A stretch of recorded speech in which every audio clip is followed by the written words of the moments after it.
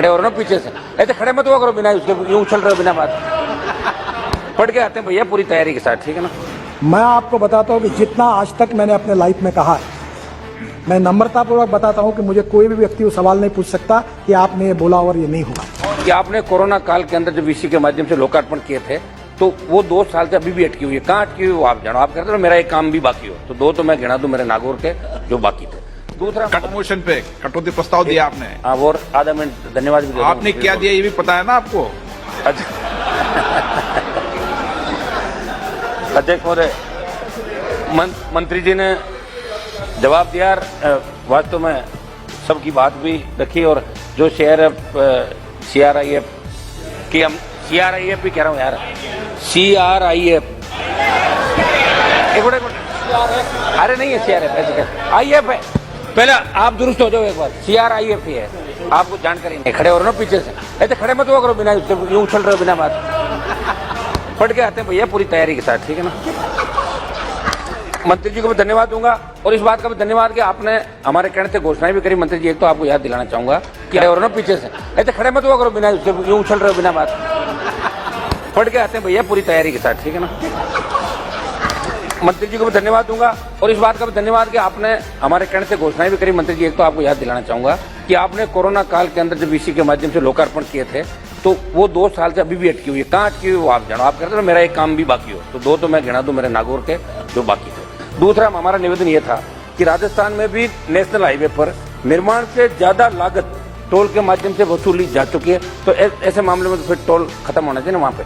और मैं तो एक मांग ये भी करूंगा अध्यक्ष महोदय, क्योंकि मेरी पार्टी का एजेंडा है स्टेट के अंदर टोल मुक्त राजस्थान, टोल मुक्त भारत की बात हमने करी थी, उसमें भी आपको धन्यवाद, और सांसदों का विशेष रूप से ध्यान रखें मंत्री जी। और मैंने जो कटौती प्रस्ताव दिए थे वो मैं वापस लेना चाहता हूँ अध्यक्ष महोदय। कोमंती रेड्डी जी।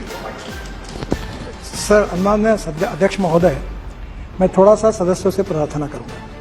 CRF का जो एक्ट है पार्लियामेंट ने पास किया है, उसमें लिखा हुआ है कि राज्य सरकार जो रिकमेंड करेंगे वही प्रस्ताव को हमको मंजूर करना होता है, इसलिए राज्य सरकार का रिकमेंडेशन लगता है। कभी कभी ये होता है कि राज्य सरकार में वहाँ के MLA और मंत्रियों का दबाव इतना होता है और अमाउंट कम होती है, तो सांसदों की बात वहाँ ठीक प्रकार से उनको न्याय नहीं मिलता।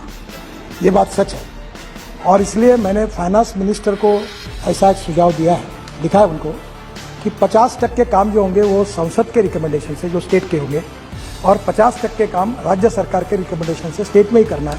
ऐसा अगर किया तो संसदों को न्याय मिलेगा।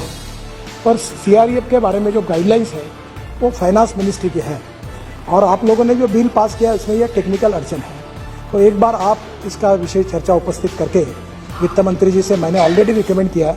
और ये आपकी बात सच है कि जैसे अभी केरल में कोई प्रस्ताव तो अनेक बार लोग आते हैं, तो जब एक पार्टी का सरकार रहता तो उनके MPs को वो नहीं भेजते, फिर इनके होगा तो वो नहीं भेजते। तो मैंने ये बात को निश्चित रूप से ये चुनाव लेजिटिमेट है, पर मेरे हाथ में नहीं है। इसके बारे में वित्त मंत्री जी के द्वारा अगर वो गाइडलाइन आती है तो आप कर सकते हैं। मुझे लगता है आप एक बार वित्त मंत्री से रखिए, मेरे तरफ से मैंने आपकी बात को रिकमेंड कर दिया, निश्चित रूप से मैं इसको मदद करूंगा। और ये जो 1600 करोड़ का कार्यक्रम बना रहा हूँ सेतु भारतम में, उसमें आपके फ्लाईओवर्स, ROB और ROB जो भी होंगे, आप मुझे लिस्ट दीजिए, मैं राज्य सरकार को बोलूँगा ये मान्य करो। तो अनेक बार मैं ऐसा करता हूँ कि सांसदों के काम नहीं आएंगे तो मैं आपको मान्य नहीं करूँगा, और मैं उसमें से डाल देता हूँ। हाँ, यस, हाँ जी, जहाँ रेलवे फाटक बंद होगा वो सब करेंगे, दोनों भी, जैसे परिस्थिति की आवश्यकता होगी वैसा करेंगे। आप